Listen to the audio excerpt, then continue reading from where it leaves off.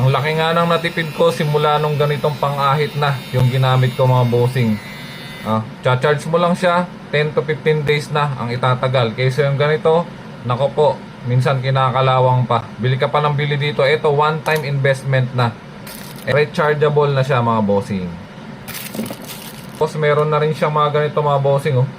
Pwede mo rin gamitin sa buhok mo mga bossing. Kung gusto mo matutong magupit-gupit, pwede na rin siya. Tapos meron na rin siyang libreng langis. Kung medyo magaspang na yung tunog niya, lalagyan mo lang siya ng langis. Tagal ng battery nito. Ayun hindi siya nakakasugat.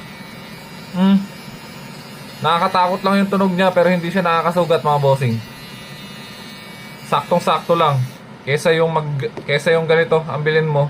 Siyempre paulit-ulit kang bibili, di ba? Ito one-time payment lang. Ito 70 plus lang. Nasa baba lang po yung link. Maraming salamat. Ingat.